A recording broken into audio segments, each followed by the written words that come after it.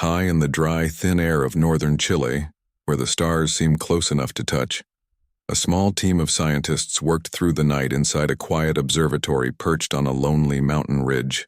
Outside, the desert stretched endlessly under a sky so clear, it felt like looking through glass. Inside, monitors blinked with streams of data no one else on Earth was watching. At least, not officially. One of them, a woman with tired eyes and coffee-stained notes spread across her desk, leaned forward as a strange pattern flickered on her screen. It wasn't noise. It wasn't a glitch. It was too regular, too precise. A repeating pulse, faint but steady, coming from a quiet corner of space near where Earth and the Moon balance each other's gravity. She'd seen odd signals before, cosmic rays, satellite echoes, even the occasional prank from a bored grad student. But this felt different. She didn't say anything at first. Just saved the data, tagged it Anomaly L47, and ran it through the filters again. Same result. The signal wasn't natural, and it wasn't from any known satellite. That alone should have been enough to report it up the chain. But there was a rule, written in bold at the top of every classified briefing they'd signed. Do not interfere with Earth's orbital assets. Do not attempt contact. Do not respond. It wasn't just policy. It was law. And it came with consequences. Still, she couldn't let it go. She waited until the night shift ended, and everyone else had gone to sleep in the bunkhouse down the hill. Then she sent a private message to an old colleague, a quiet man who used to work on India's early deep space network before moving into civilian research. He'd always been good with signals that didn't make sense. She attached the raw data and wrote just 2 words. "You seeing this?" He replied within minutes. Not with a joke or a shrug, but with a single line that made her stomach drop. This matches the telemetry pattern from the Cosmos 954 incident. That name hit like a cold wind. Cosmos 954 was a Soviet nuclear-powered satellite that crashed in northern Canada back in 1978.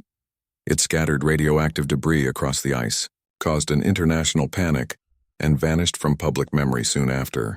But in certain circles, especially among those who tracked lost spacecraft, it was legendary. And now, decades later, something out there was speaking in the same rhythm. Over the next few nights they worked in secret. No official logs, no shared servers, just encrypted messages and late-night calls over shaky internet. They compared the signal against every known satellite failure, every lost mission from the US, Russia, China, even old European probes. And slowly a pattern emerged, not just one ghost, but several. All silent for years, all now whispering the same coded language from different points along Earth's orbit. It was like finding old ships at the bottom of the ocean. Only these ships weren't sunk. They were just waiting. The more they dug, the more uneasy they felt. These weren't random pieces of space junk. They were machines, smart ones, with power sources that shouldn't still be working, navigation systems that hadn't been updated in 30 years, and command structures that looked intentional, as if someone had built them to sleep, then wake up when the time was right. But who? And why now? One evening, alone in the control room, she did something she knew she shouldn't.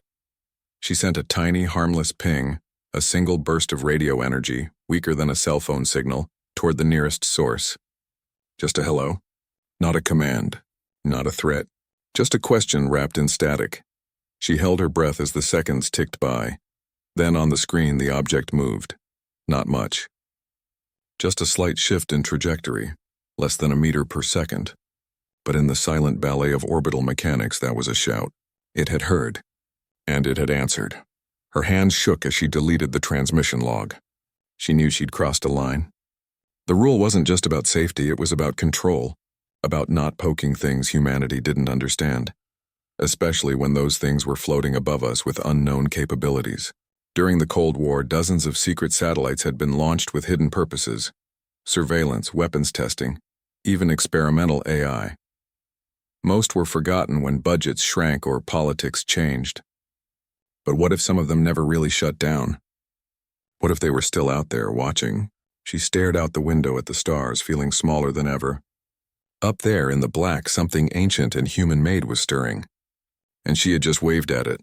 Back in her bunk later that night, she couldn't sleep. Every creak of the building, every gust of wind felt like a warning. She thought about calling it off, pretending the signal was a fluke, burying the data, going back to normal. But then she remembered something her old professor used to say. The universe doesn't care about your rules, but it does notice when you pay attention. She got up, turned on her laptop, and typed a new message to her colleague. We need to understand what we woke up. Neither of them knew it yet, but that small act, sending a ping into the dark, had already set off alarms far beyond the mountain. In a secure facility thousands of miles away, a red light blinked on a monitor labeled Legacy Fleet, Dormant.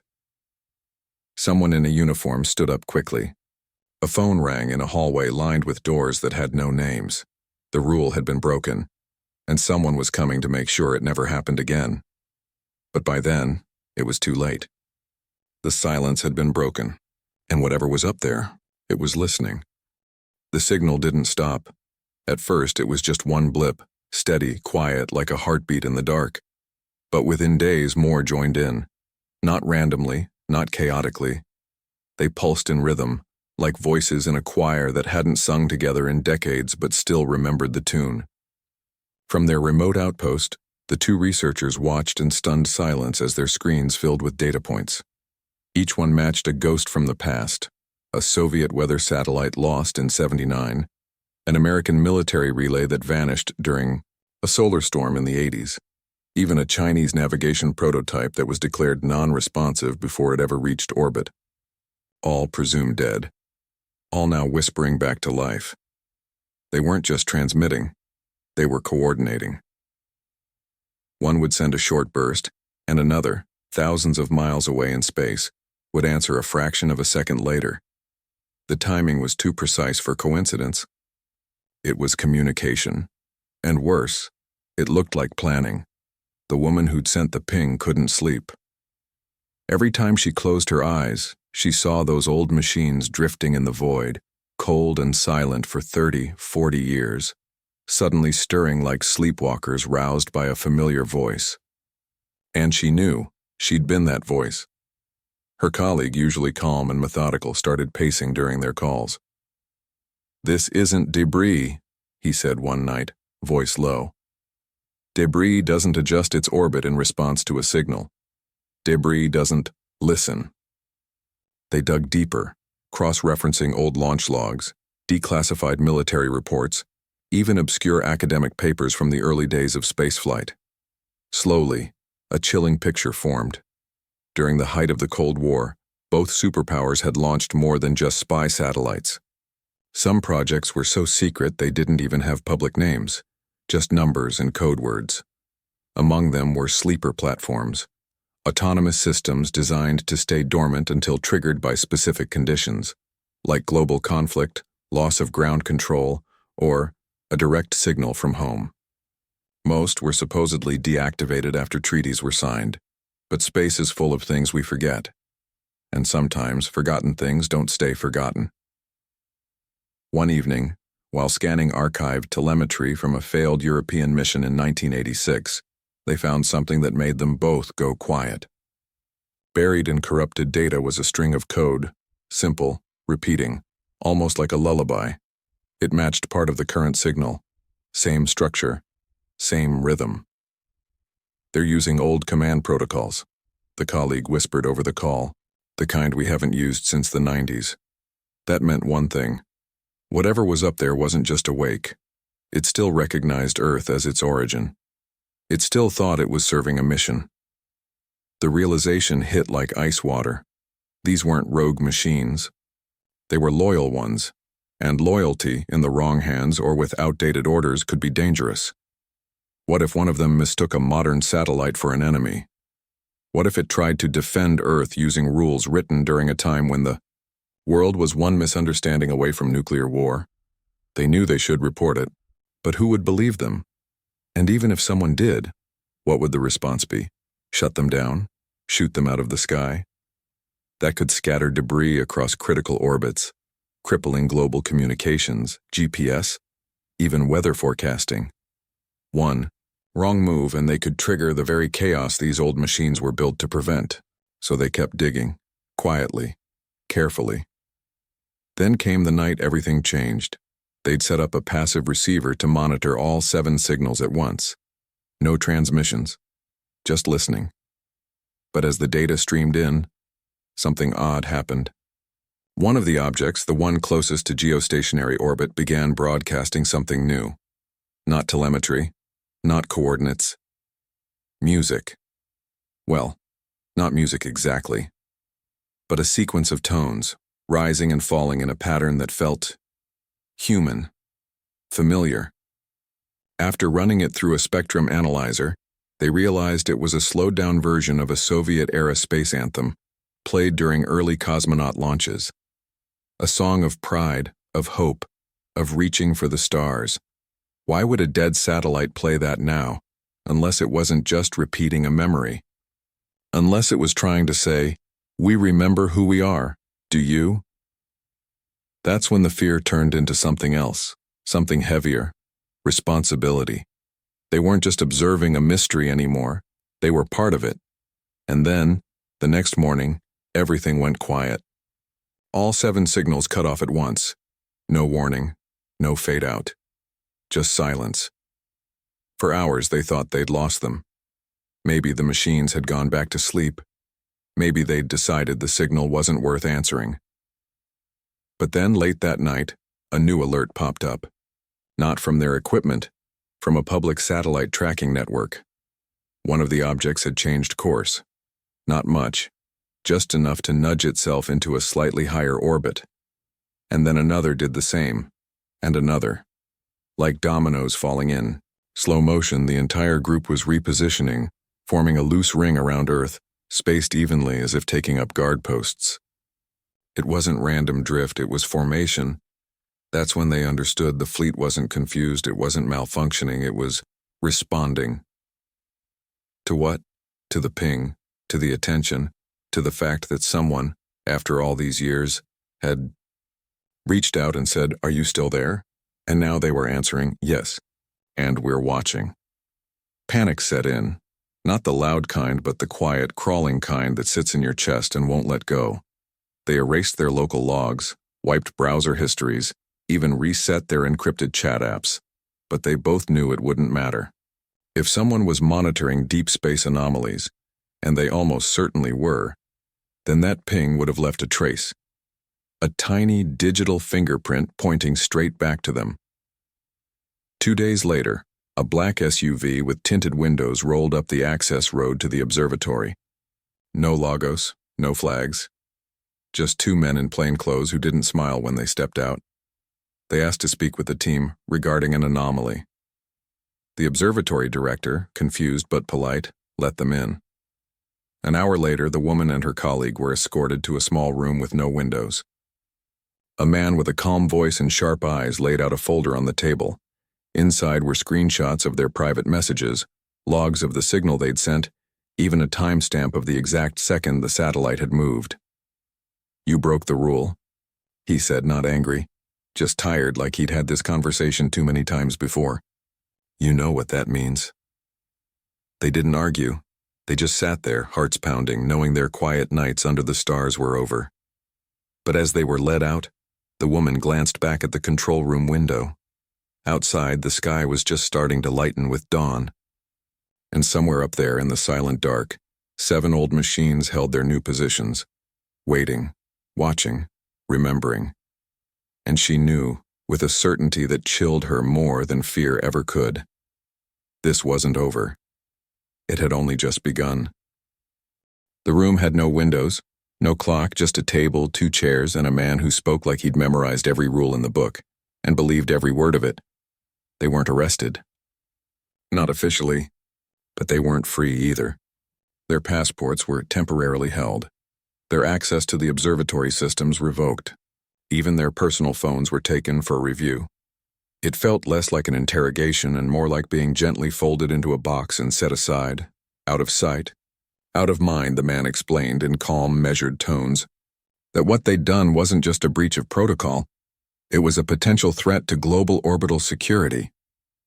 Those objects, he said, were never meant to wake up. They carry outdated threat assessments, autonomous decision protocols, and in some cases, defensive capabilities we don't fully understand anymore.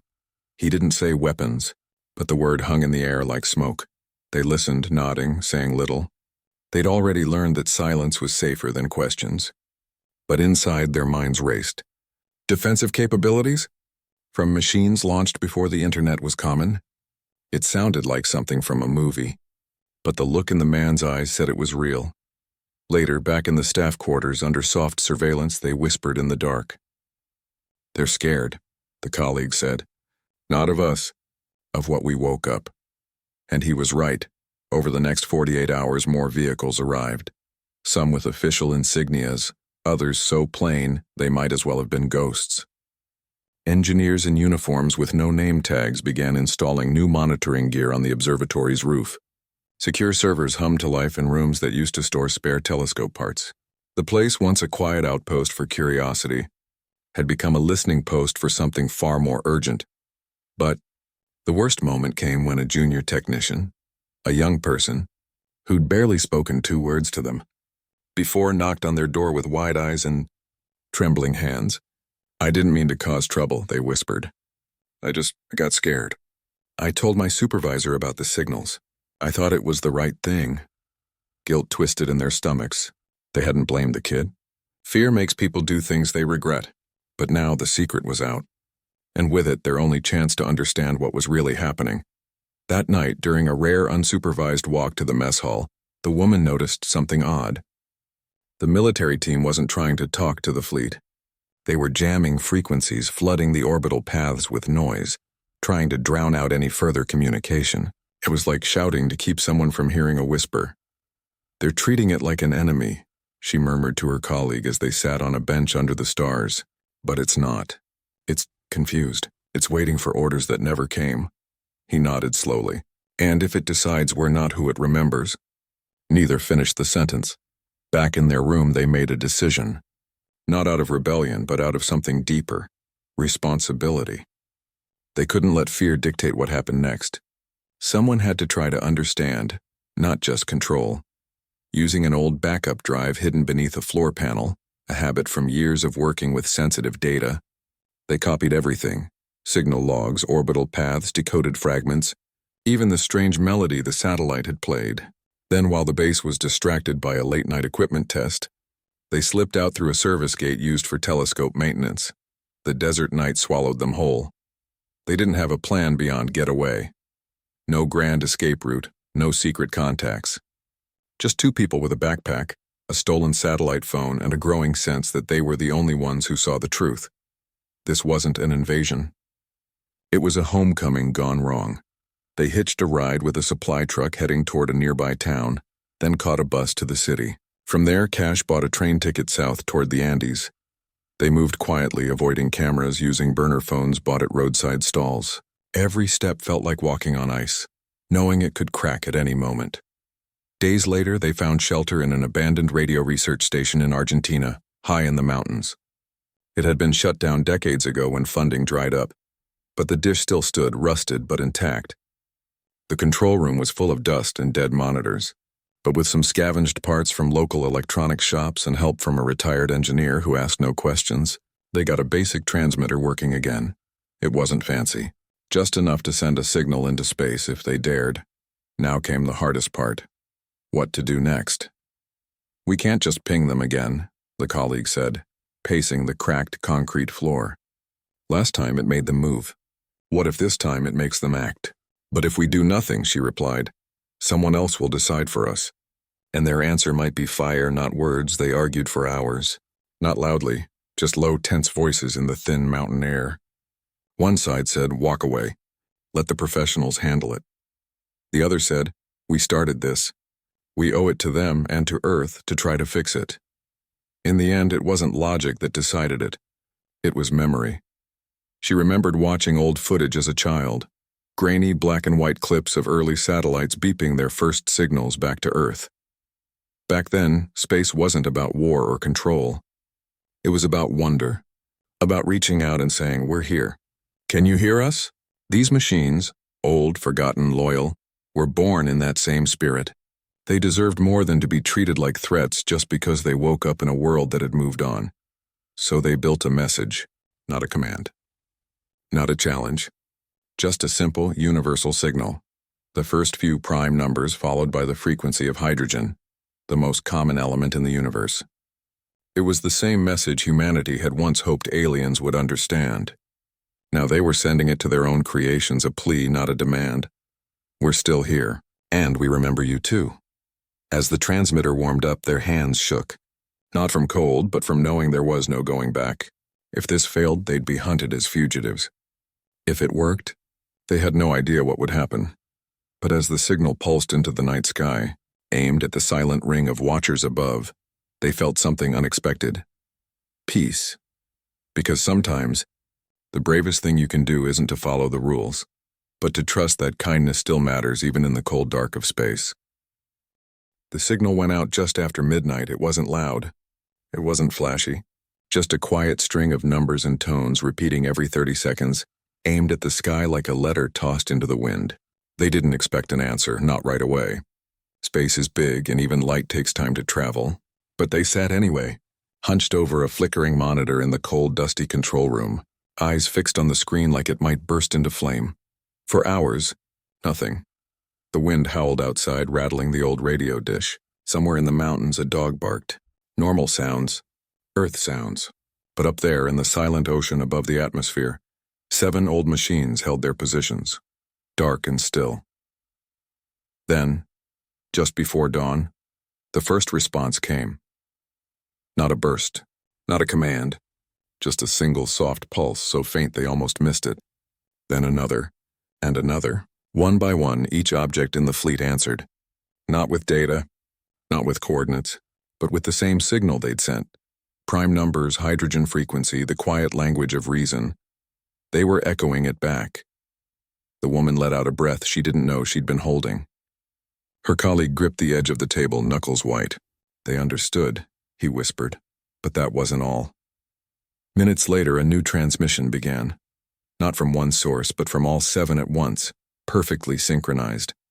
This time it wasn't math, it was language. First in Russian, then Mandarin, then English, then others. Some so old they had to run them through translation archives just to recognize them. And every version said the same thing. Stand down. We remember. The words hit like a wave. Not a threat. Not a warning. A promise. They stared at each other, stunned. These machines, built in an age of suspicion, programmed for war, left to drift in the void for decades, hadn't turned hostile. They hadn't misread the signal as an attack. Instead, they'd recognized it as a call from home. And they'd chosen peace. But relief didn't last long because now came the hard part. What next? They knew the military teams back at the observatory were still jamming frequencies, still treating the fleet as a threat. If those teams detected this new exchange, if they saw the fleet responding to an unauthorized signal, they'd assume the worst. They might try to disable the objects by force, and that could trigger exactly what everyone feared: a chain reaction in orbit, debris scattering like shrapnel, knocking out satellites that power everything from weather forecasts to emergency calls. We have to tell someone, the colleague said. Not the ones who locked us up. Someone who'll listen. But who? Governments moved slowly. Bureaucracies buried truth under layers of clearance and caution. And by the time anyone acted, it might be too late. Then an idea came, not from strategy, but from memory. Years ago, during a solar storm that knocked out half the satellites over Europe, a group of independent astronomers, retired engineers, and amateur radio operators had formed a loose network to track orbital debris and share data outside official channels. They called themselves the Clear Sky Collective. No funding. No authority. Just people who cared about keeping space safe. If anyone would understand what was happening and act without panic, it was them. Using the old satellite phone, they sent a heavily encrypted message through a series of relay servers, routing it through countries with strong privacy laws. The message included only the essentials: the decoded phrase, the orbital paths, and a plea. Do not engage. They are not hostile. They are remembering. They didn't know if it would reach anyone in time. Back at the dish, they kept listening. Over the next 24 hours, the fleet did something unexpected. One by one, they began broadcasting short bursts, not to Earth, but to each other. Like a final check-in, a farewell, Then, without warning, they all powered down their active systems. Their signals faded to near nothing. Only the faintest thermal signatures remained, detectable only by the most sensitive instruments. "They're going quiet," the woman said, voice tight. "But why?" The answer came the next morning. A public space tracking website run by university students in Europe posted an alert. Multiple objects in high orbit had begun slow, controlled deorbit burns. Not crashes, not explosions, carefully calculated descents aimed at the most remote part of the planet, the South Pacific Ocean, thousands of miles from any land in a zone already used for safe satellite disposal. The fleet wasn't fleeing. It was retiring on its own terms. They watched the data roll in, tears welling despite themselves. These machines, built in fear, abandoned in haste, forgotten by history, had been given a chance to be seen not as weapons but as witnesses. And in return, they chose to step aside, to let the new world move forward without them. 2 days later, official news outlets reported a rare orbital cleanup event. A cluster of old satellites, long thought dead, had unexpectedly reactivated and deorbited themselves in a coordinated maneuver. Experts called it a fluke of solar activity or a delayed failsafe trigger. No one mentioned signals. No one mentioned messages, and no one came looking for them. The military teams packed up and left the observatory.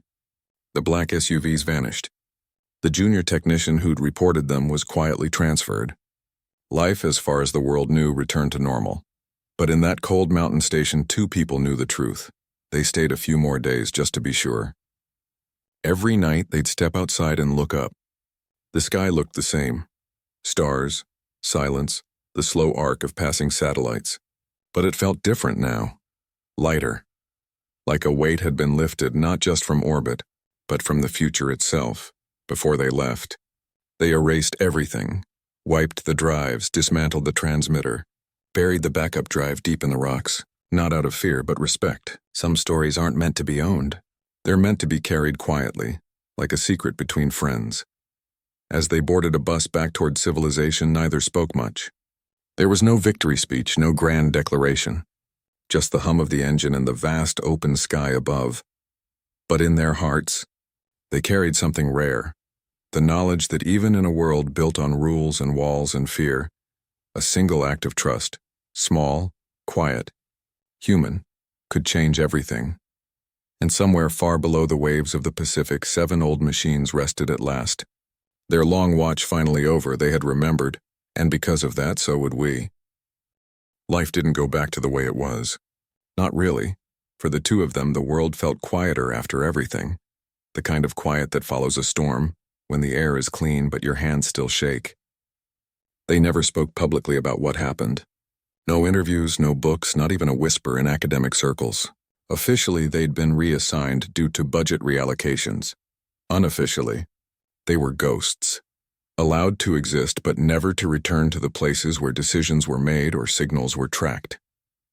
They took teaching jobs at small universities in countries that valued privacy more than politics. One taught astrophysics to undergrads who'd never heard of orbital debris. The other worked with engineering students on low-cost satellite projects meant for weather monitoring in rural areas. Simple work, honest work, and in their spare time they watched the sky, not with instruments but with their eyes like people used to do before everything had to be measured and logged. No one ever came knocking. No black SUVs, no late-night calls. The system had buried the incident deep, wrapped it in layers of technical anomaly and routine cleanup, and moved on. To the world, it was just another odd footnote in space history, like the time a satellite played a Beatles song or a Mars rover took a selfie. Forgotten within weeks, but they remembered.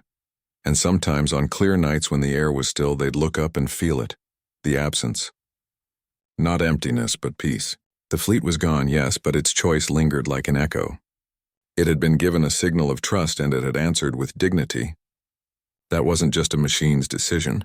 It was a reflection of the people who built it, flawed, fearful, but still capable of hope. Years passed. New satellites filled the sky, brighter, smarter, more connected. Companies launched constellations by the hundreds, weaving a web of light around the planet. Some called it progress. Others worried it was clutter. But no one ever mentioned the old ones, The silent guardians who'd once held the line in the dark, except in one place, hidden in the back of a dusty university library, in a journal no one read anymore. There was a short paper published under a pair of unassuming initials. It wasn't about signals or orbits or Cold War secrets. It was titled simply, On Listening. The paper argued that humanity's greatest mistake in space wasn't building too much, it was forgetting to listen. Not just with antennas and algorithms, but with patience, with respect. It pointed out that every object we launch carries a piece of our intentions, and those intentions don't vanish when the power runs out. They linger, in metal, in memory, in the quiet spaces between stars. Most people skimmed it and moved on. But a few, retired engineers, curious students, a handful of quiet observers, read it twice. And in their notes they underlined one line. Sometimes the most powerful signal we can send is not a command, but a question. Do you remember us? Back in their separate lives, the two who'd sent that question never saw the paper cited or discussed. They didn't need to. They'd already lived its truth. One evening, long after the fleet had turned to dust in the ocean, the woman stood on a hill outside her new home, watching a meteor streak across the sky. For a second, she thought of the old satellites, how they'd chosen to fall the same way, not as threats, but as offerings. A return, not an end, she smiled. Not because she missed them, but because she understood now they hadn't needed saving. They'd needed remembering. And in remembering them, humanity had remembered something about itself. That even in our darkest hours, we built things meant to protect, to watch, to wait. Not just for orders, but for proof that we were still worth protecting.